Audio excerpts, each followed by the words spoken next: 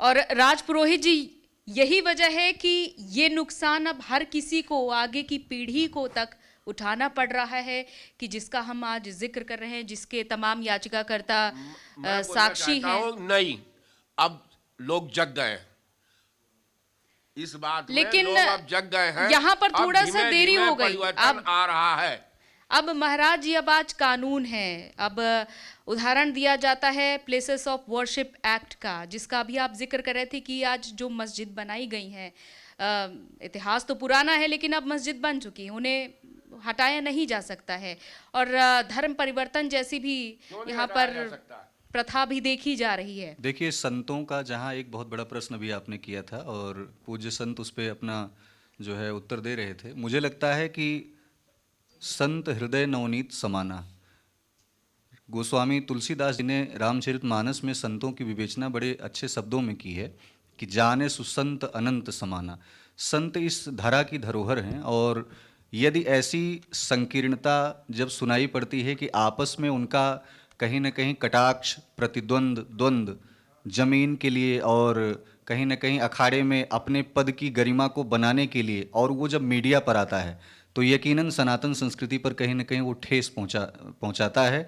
और मुझे लगता है कि बैठा हुआ जनमानस जब न्यूज़ इंडिया चैनल को देखता होगा और ऐसी बातों को सुनता होगा तो ज़रूर उसके लिए हृदय विदारक घटना होती होगी कि आज हमारे संत महात्मा जब एक स्वर में सनातन की संस्कृति को पुनर्जागृत करने के लिए प्रयासरत हैं, तो आज ऐसी परिस्थिति में महाकुंभ जैसे अखाड़ों के अंतर्गत जो संत महात्मा वहाँ पर विद्रोह जैसी उत्पत्ति करते हैं और जमीन झगड़ा जायदाद के लिए लड़ाई करते हैं, तो मुझे लगता है वो चिंतनीय विषय है। और इस पर महात्मा स्वयं से, क्योंकि साक्षात भृगु ने नारायण की छाती पर लात मारा। आपने ध्यान दिया होगा कि नारायण कहते हैं कि विप्र प्रसादात धरणी धरोहम, विप्र प्रसादात कमलावरोहम, विप्र प्रसादात अजिताजितोहम, विप्र प्रसादात तव राम नाम। संत की परिभाषा जो बताई गई है वो एक मक्खन की भांति बताई गई है। और मक्खन में किसी भी प्रकार का, जैसे कपास अपने आप में पूर्ण रूप से स्वच्छ होता है और बहुत निर्मल होता है, पवित्र होता है, ऐसे ही संत की आत्मा और उसका शरीर वस्तुतः ज्ञान के अभाव में, पद की लोलुपता में, या फिर आज के परिधान को देखते हुए तमाम प्रकार से जब व्यक्ति उसकी तरफ आकर्षित होता है तो उस पद पर पहुंच करके और अनैतिकता को कहीं ना कहीं वो दर्शाता है। समाज में कहीं ना कहीं ये चीज़ें देखने को मिलती हैं और मुझे लगता है कि उपहास का पात्र बनने से अच्छा है जो संत समाज की प्रेरणा को, सद्भाव को हमारे श्रेष्ठ लोग पूज्य शंकराचार्य या आदि तमाम प्रकार के महामंडलेश्वर जो भी हैं, उनको इस सत्ता को लेकर के, बागडोर को लेकर के आगे बढ़ना चाहिए। दूसरा विषय यह है, सनातन संस्कृति में मस्जिदों के नीचे मंदिर का दबा होना, तो क्या कोर्ट उस पर अपनी जवाबदेही देगा? तब हम लोग मंदिर को प्राप्त करेंगे। तो ये विषय बहुत गंभीर है।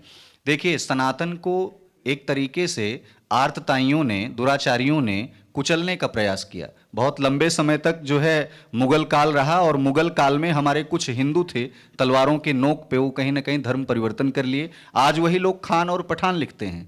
लेकिन यह समझना होगा कि यदि आपके अंदर शर्म और हया नाम की अगर जरा सी भी चीजें बची हो तो आपको पुनर्जागृति और पुनर्अभ्यास में, सनातन की संस्कृति का पुनरुत्थान में, आप जिस प्रकार तलवार के नोक पे टोपी धारण किए थे, उसी प्रकार से आज संस्कृति के उदय में अपनी दाढ़ी और टोपी को उतार करके पुनः माथे पर तिलक लगा करके और महाकुंभ की गंगा में डुबकी लगाएं।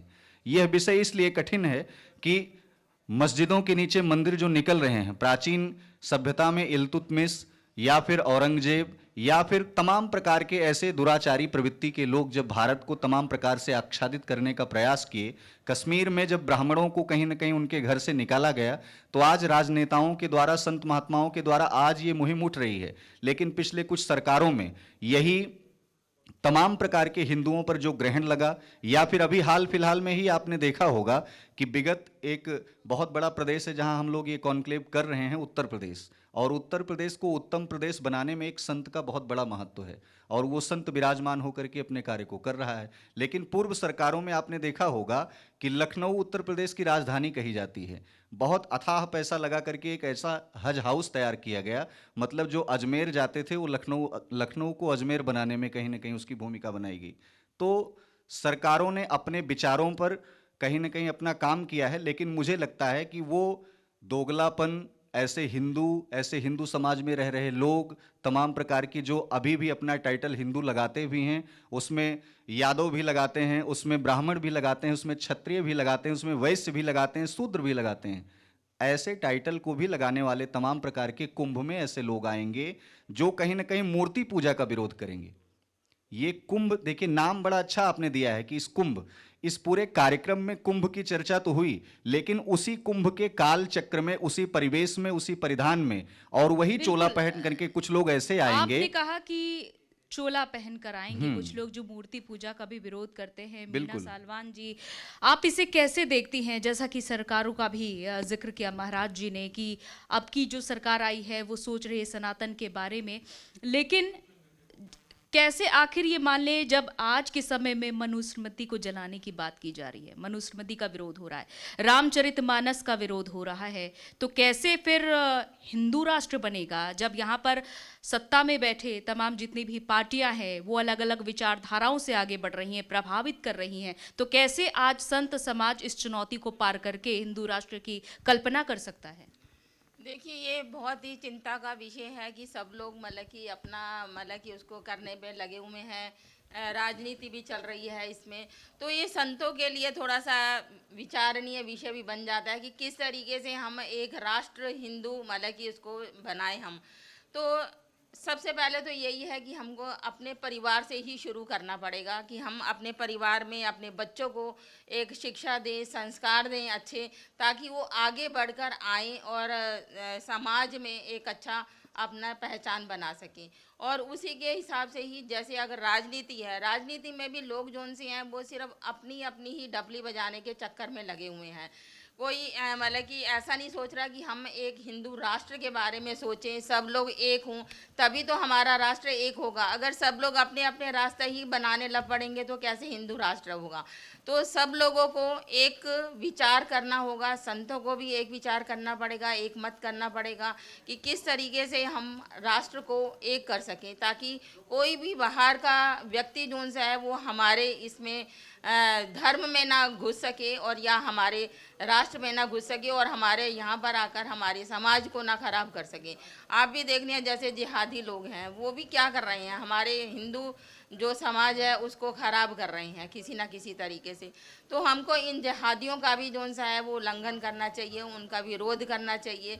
और अपने वो कहते हैं ना कि अगर हमारा घर अगर पक्का है तो कोई भी इसके अंदर एंटर नहीं कर सकता या कोई भी इसको बिगाड़ नहीं सकता। तो लेकिन इस सवाल तो यही कि इस घर को पक्का बनाएंगे कैसे? कौन सी ईंट रखेंगे कि सारी ईंट एक जैसी आवाज करे? सब ईंटों की तो आवाज अलग अलग आ रही है। यही तो सबसे बड़ा एक विषय है ना कि कोई एक होना नहीं चाहता है, लेकिन ये है कि यहाँ पर अब सबको एक साथ मिलकर एकजुट होकर, जैसे मोदी जी भी बोलते हैं या योगी जी भी बोलते हैं कि एक राष्ट्र बनाना पड़ेगा, सबको एक विचारधारा मिलकर चलनी पड़ेगी, तभी हम एक राष्ट्र का निर्माण कर सकते हैं।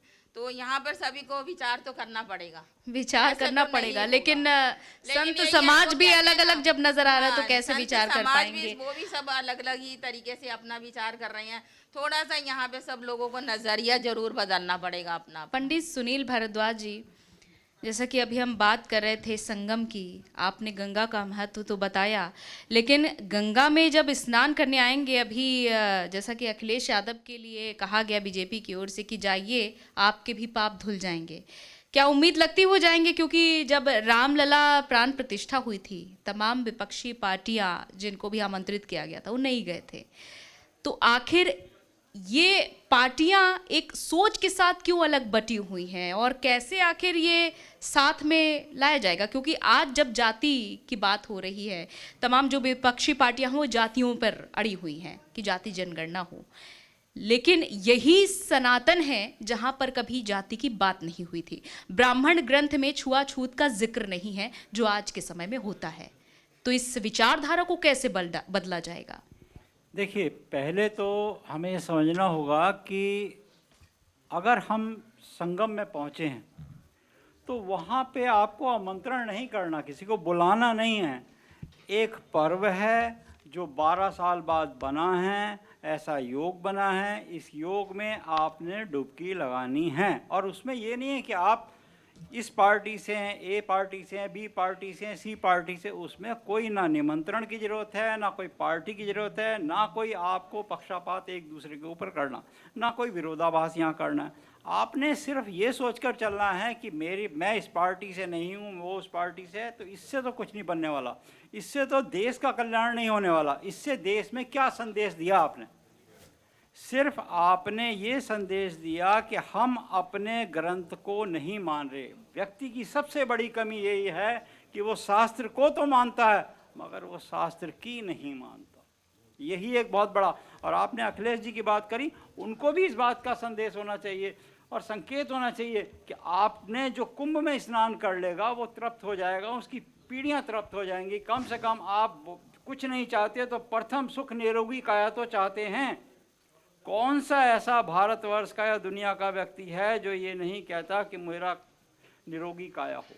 क्योंकि प्रथम सुख सिर्फ निरोगी काया को ही कहा गया है। और आज ये अवसर जो है कुंभ का, वो पार्टियों के लिए नहीं है, वो देश के लिए नहीं है, वो दुनिया का आकर्षण का केंद्र बना हुआ है। और वो केंद्र इसलिए बना हुआ है कि यहाँ पे आके आप अपने शरीर को पवित्र करो।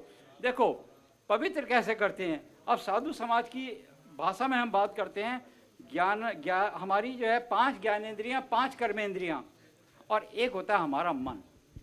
अब ये मन है जो हमारे इस शरीर रूपी रथ को चला रहा है। बस ये समझ लीजिए, ये मूल सिद्धांत है शरीर को चलाने का। इस शरीर रूपी रथ को ये मन चला रहा है। ज्ञानेंद्रियां और कर्मेंद्रियां 5 हैं, और उसको अगर हमने भव सागर से पार करना है तो भगवान के दिए हुए उस अमृत कलश की कुछ बूंदों को प्राप्त करना है।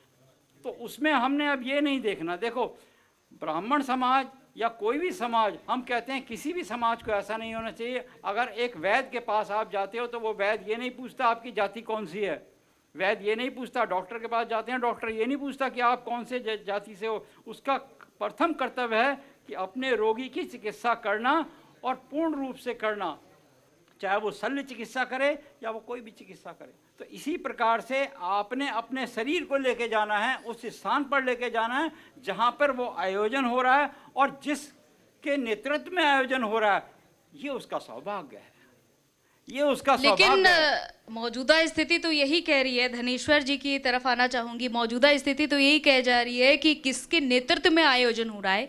ये नहीं देखा जा रहा है कि परंपरा कितने हजारों साल पुरानी है और उसका हम सभी को मिलकर स्वागत करना चाहिए। महाकुंभ जिसका इंतजार लोग करते हैं, लोग कामना करते हैं कि हम महाकुंभ में जाएं, लेकिन यहाँ पर तो ये देखा जा रहा है कि किसके नेतृत्व में हो रहा है, निमंत्रण दिया जा रहा है, इस पर भी सवाल उठ रहा है। तो महाकुंभ पर ही इतनी राजनीति हो रही है, आखिर क्यों? ये देश, इसकी संस्कृति और आस्था सब देखते हैं, और सिर्फ भारतवर्ष ही आस्था का वो महासागर है जहां असंख्य लोग धर्म को जीते हैं। महाकुंभ में जो लोग आएंगे, बहुत सारे ऐसे लोग होंगे, असंख्य लोग होंगे जो किसी से प्रेरित होकर नहीं आएंगे, वो अपने धर्म को जीने आएंगे। यहाँ राजनीति भी होती है, अलग अलग तरह से लोग अपनी विचारधाराएं भी रखते हैं, लेकिन धर्म को जीने वाला व्यक्ति वहाँ सीधा पहुँचेगा और वो अपने धर्म को, अपनी आस्था को लेकर जीएगा, जीता है, जीता रहेगा। ये कुंभ हमने भी, हमारा 4था महाकुंभ होगा जिसको हम ज्वाइन करेंगे। आप कह रहे हैं महाराज जी आपका ये 4था महाकुंभ है। अभी अखिलेश यादव ने सवाल उठाया था कि कुंभ नजदीक है लेकिन तैयारी अधूरी है। तो आपका 4था महाकुंभ में आपने देखी होंगी कि तैयारियां कितनी पूरी हैं और कितनी अधूरी है। क्या वाकई में यहाँ पर जो सवाल उठाए जा रहे हैं वो अनुचित हैं या फिर उचित है? सवाल उठाने वालों को अपनी दृष्टि से वो देखते हैं, उनके समय पे भी व्यवस्थाएं हमने देखी, लेकिन महाराज जी के समय पे भी व्यवस्था हम देख रहे हैं। हमारा पूरा परिवार, अखाड़ा परिवार वहाँ पर है, हम रोजाना उनके वीडियो वगैरह देखते हैं। अब जो माननीय योगी आदित्यनाथ जी की मार्गदर्शन में, उनकी निगरानी में जो व्यवस्थाएं हो रही हैं, उससे अखाड़ा की, कुंभ की, महाकुंभ की जो भव्यता है वो बहुत ज़्यादा बढ़ गई है, और सब देख भी रहे हैं। और जैसे समय आएगा, जब स्नान के समय आएगा, जब शाही स्नान के समय जब पेशवाइयाँ निकलेंगी और व्यवस्थाएं होंगी, वो सब पूरा देश देखेगा। बाकी सरकारों का काम अपनी जगह व्यवस्था करने का है, और जो राजनीतिक लोग हैं वो चुप कैसे बैठ सकते हैं, जहाँ मौका मिले उनको बोलना होता है, वो अपना काम करते हैं। लेकिन जहाँ बात धर्म की आती है उनको धर्म का साथ देना चाहिए। उन्होंने लोगों को सलाह दी है कि जाइए, तो उनको भी इस सलाह पे काम करना चाहिए। उपमन्यु महाराज जी, जैसा कि माइक पहुंचा दीजिएगा, जैसा कि अभी हम सवाल कर रहे थे कि हम बटे हुए हैं, महाराज जी ने, सीएम योगी आदित्यनाथ ने कहा था कि बटेंगे तो कटेंगे, खूब सियासत इस पर भी हुई थी। तो किसके बटने की बात की जा रही थी, किसके कटने की बात की जा रही थी, इस पर भी सवाल उठा था। ये बातें पहले नहीं होती थी। आज के समाज में जब सरकार बदली तो इस तरह की बातें हो रही, इस तरह के नारे क्यों दिए जा रहे हैं? क्या मतलब है इन सब नारों का? नहीं, इस टाइम औचित्य है इस नारे का, क्योंकि वास्तव में हम लोग टुकड़ों टुकड़ों में हो गए, बट गए, कुछ लालच से और कुछ लाचार भाव से, कि वो देखते हैं कौन सी पार्टी हमको लाभ दे रही है, लालच है। कुछ का यह है कि मजबूरी है कि इस पार्टी में हम रहेंगे तो हमारा लाभ होगा। तो इस तरीके से जो हम लोग अलग अलग उसमें चले गए हैं, उसके बारे में उन्होंने कहा है साफ साफ कि अगर हम लोग बट जाएंगे तो कट जाएंगे। क्योंकि सबसे बड़ी बात है कि हमारे जो कम्पिटिटर है, कम्पिटिटर मान लो उसको, आप चाहे माने या नहीं माने, मुस्लिम वो एक होता हमेशा। मुस्लिम केवल ये देखता है रात में 24 घंटे पहले कि कौन सी पार्टी बीजेपी को हरा रही है, हम उसी को ही वोट देंगे। बिल्कुल 100% सही है, कोई हमको कैसा भी मान ले। तो सबसे बड़ी बात है कि वो तो एक हैं, वो शुरुआत से एक हैं, हमको उन्हीं से यही सीख लेना चाहिए कि जब वो एक हैं, एक हो के करते हैं तो ही एक हो जाए। तो अगर उन्होंने ये बात कही कि हम बटेंगे तो कटेंगे, क्योंकि बटेंगे तो हम लोग 4 अलग अलग जगह में बट जाएंगे और उनको जीत मिल जाएगी, और ये सामने दिखाई दे रहा था। 2012 से लेके 2017 तक अखिलेश जी 5 साल रहे, उन्होंने क्या काम कराया? केवल दंगे दंगे दंगे, उसके अलावा कुछ नहीं कराया।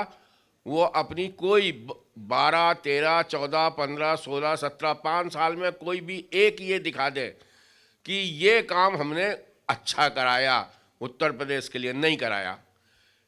तो इन सब चीज़ों को ध्यान में रख के योगी जी ने कहा कि भाई अगर आप बढ़ जाओगे, एक नहीं होगे, तो इसी तरीके से टुकड़े टुकड़ों में हो जाओगे।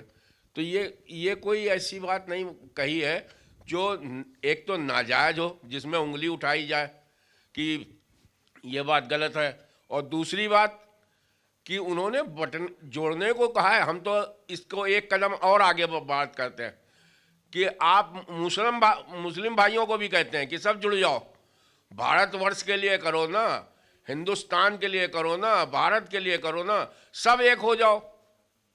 भाई हम उनकी बात से भी एक कदम आगे चलते हैं कि तुम भी एक हो जाओ। तुम क्यों बटे हुए हो? तुम क्यों विरोध में रहते हो? तुम्हें भारत से क्या नहीं मिलता है? सब कुछ तुमको मिलता है भारतवर्ष में, एक एक चीज़ें भारतवर्ष में मिलती हैं, और तब भी आप जो है उसके विरोध में काम करना पसंद करते हो। तब भी तुमको सऊदी याद आता है, मक्का मदीना याद आता है, वो आता है। खाते तुम भारत की हो और बोलते तुम बाहर की हो। अरे तुम यहाँ के मुसलमान हो, यहीं के मुसलमान हो, और आज से 4-5 पुश्त पहले शायद तुम भी हिंदू होगे। तो उन्होंने एक बात कही कि वो उसको भी जोड़ लीजिए कि सब एक हो जाएं। आपने शुरू में कहा महाराज जी कि जो भी पार्टियां बीजेपी को हराए उनको वोट देंगे मुस्लिम। हाँ, अगला सवाल मेरा 100% जी, अगला सवाल मेरा राज पुरोहित। उनको ये नहीं मालूम होता है कि हम वोट किसको देंगे। वो 24 घंटे पहले निर्णय लेते हैं कि कौन सी पार्टी इनको हरा रही है, हम उसको दे देंगे। ठीक है, आप ही की बात को आगे बढ़ाते हुए राज पुरोहित महाराज जी, आखिर क्यों बीजेपी को ही हराना चाहते हैं? राज पुरोहित जी से मेरा सवाल है अगला। उसका बिल्कुल सीधा सीधा वो है कि बीजेपी हिंदुत्व को बढ़ाना चाहती है, और हिंदुत्व अगर बढ़ेगा तो कहीं ना कहीं उनको आघात मिलेगा। उनको आघात कहीं ना कहीं मिलेगा, उनकी उनके क्रिया कार्यक्रम में, उनके उसमें मुसलमानों को नुकसान होगा, इसलिए वो बढ़ाना चाहते हैं। बिल्कुल सीधी बात है। बिल्कुल महाराज जी, आप भी कुछ कहना चाहते हैं इस परिप्रेक्ष्य में?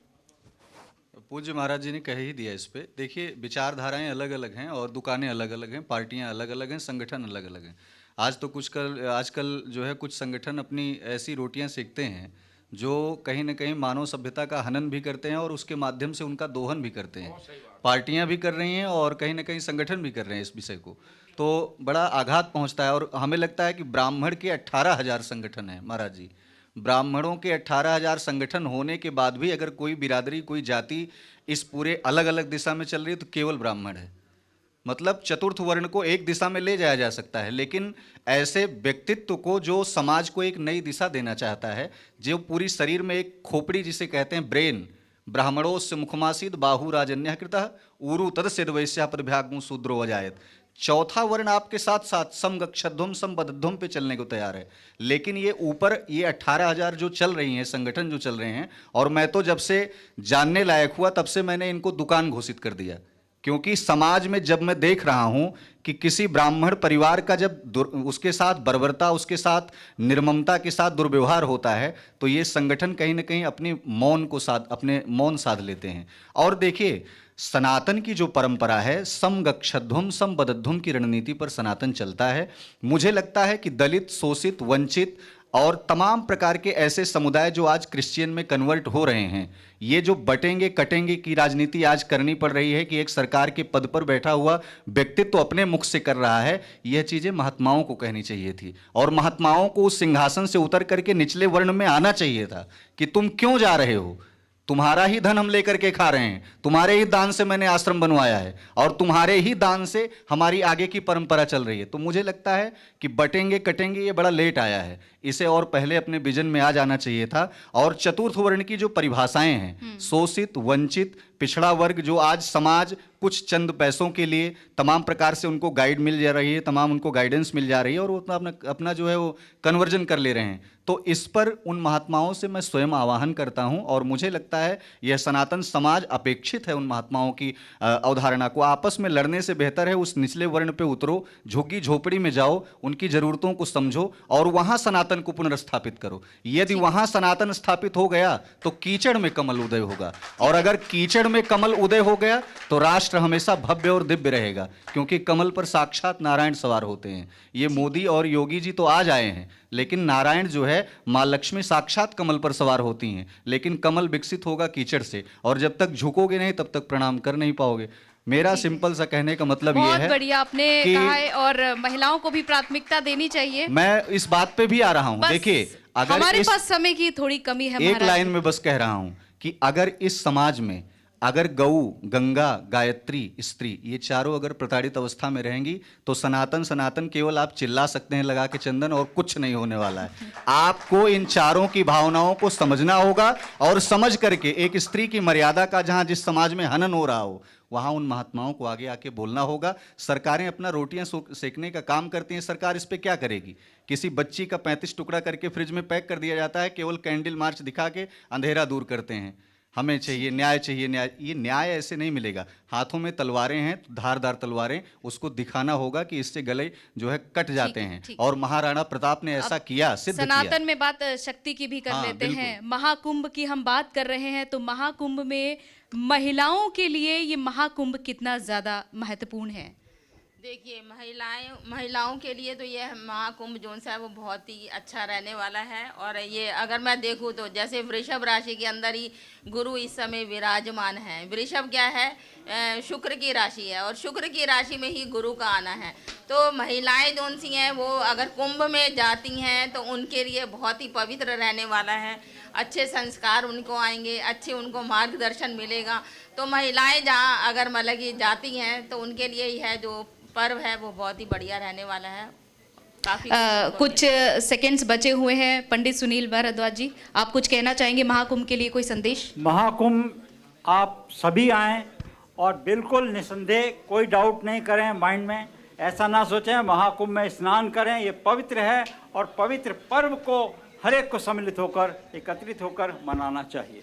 चलिए, बहुत बहुत शुक्रिया हमारे साथ इस मंच पर चर्चा करने के लिए, और इसी के साथ हम इस परिचर्चा की समाप्ति करते हैं। तो न्यूज़ इंडिया का ये भव्य कार्यक्रम महाकुंभ 2025, जहां तमाम संत समाज के लोग एकत्रित हुए, अपने विचार साझा किए, महाकुंभ से जुड़े विचार आपने सुने, सनातन परंपरा को कैसे आगे बढ़ाएं और आज जो समाज बटा हुआ है उसको कैसे एक साथ लाएं एक मंच पर, ये संदेश आज न्यूज़ इंडिया के मंच से दिया गया है।